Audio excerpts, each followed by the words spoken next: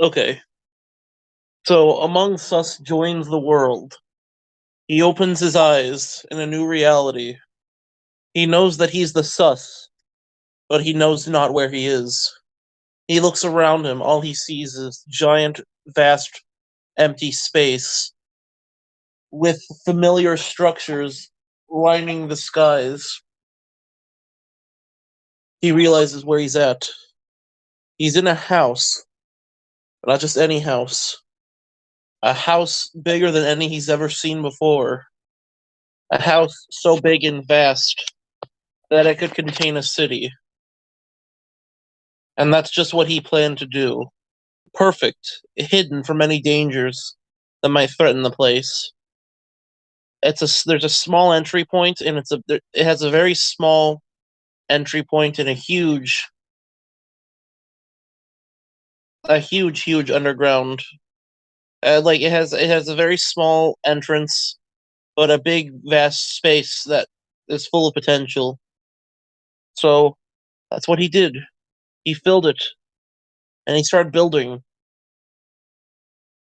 And he put up some roadblocks to keep any unwanted vehicles out, and to show people the city limits. He found a guard named Erasmus who would watch the gates. He started installing lights and installing and he started installing some workspaces. Everything was going good. Junkyard Bill showed up.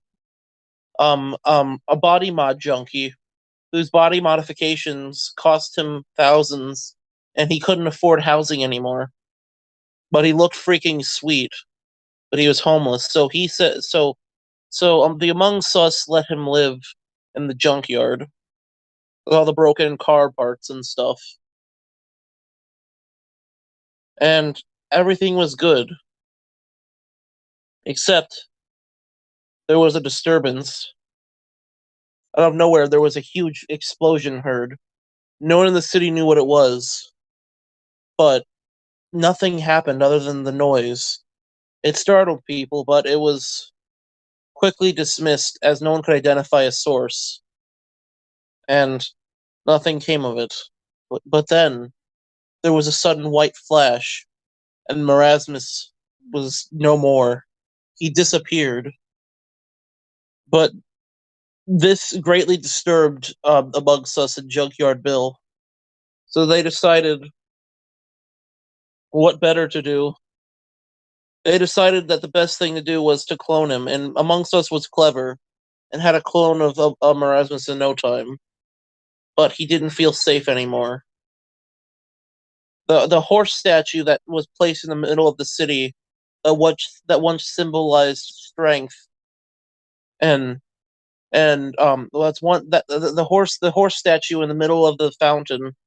I mean, on the fountain in the middle of the city, that once symbolized strength and solitude and solidarity, now symbolized fear, as the expression on the horse's face was went from being that of power to absolute horror, as Amongst Us began a fight for survival.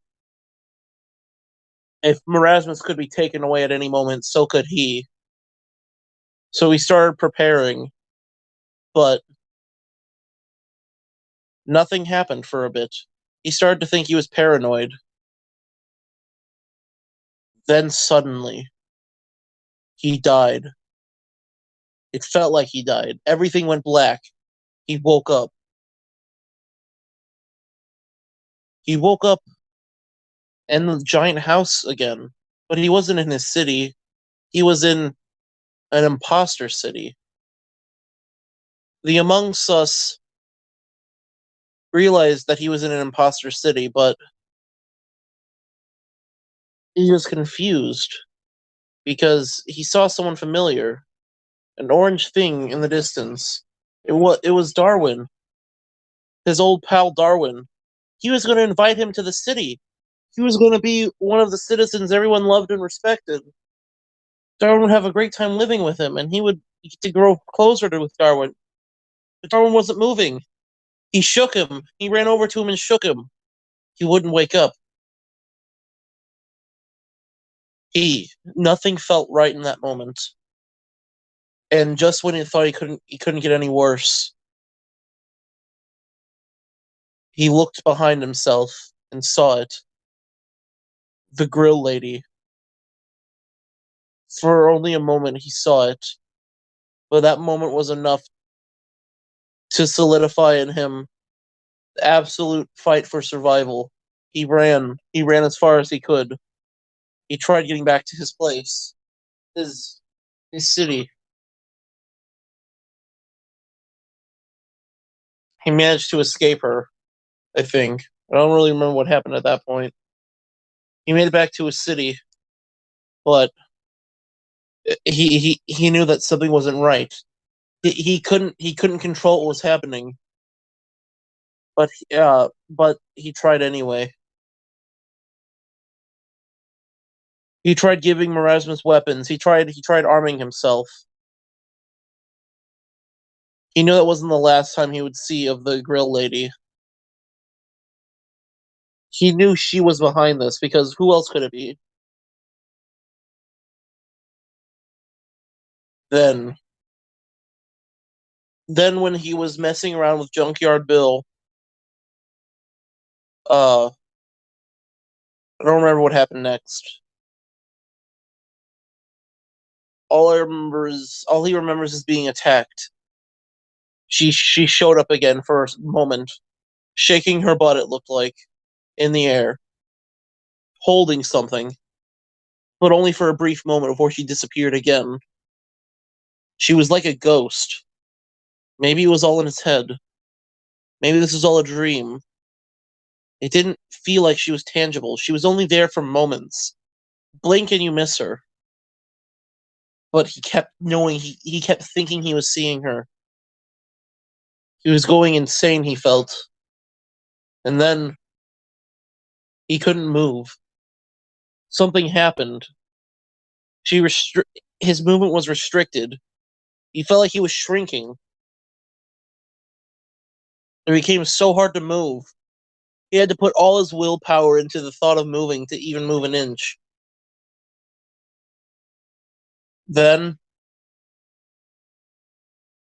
Spinda. Spinda appeared. He was really confused for a moment. And then it disappeared into an orange smoke. And then more Spindas appeared.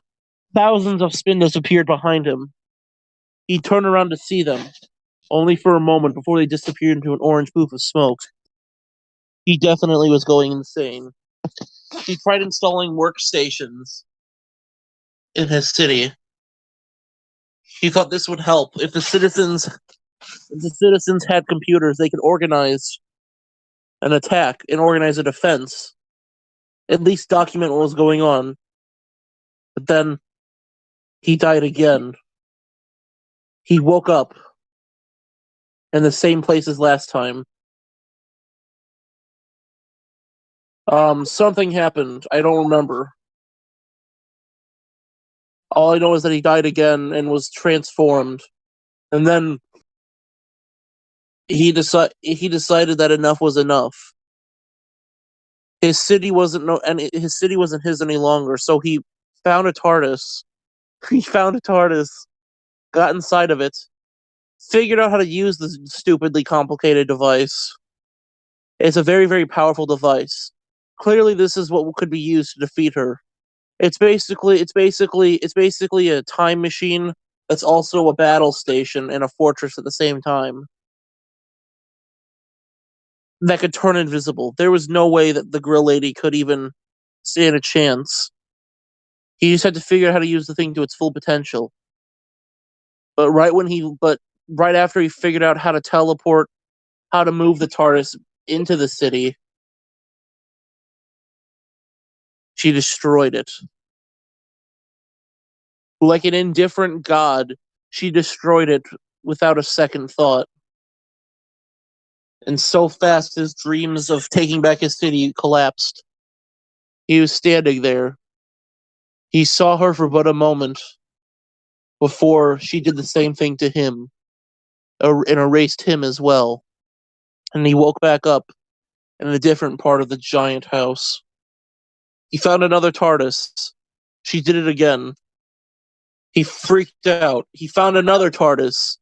He decided to go somewhere in the TARDIS that she would never find him. And pretty much instantly she found him. It was a faraway, distant land that was only reachable by a TARDIS. Or by having godlike powers. He reached it with a TARDIS. But right after getting there, she found him and destroyed him. The Grill Lady. The Grill Lady's power is truly terrifying. And then he ended up back in that faraway land, a big grassy field. He messed around there for a while, and then he felt like the Grill Lady died. The end.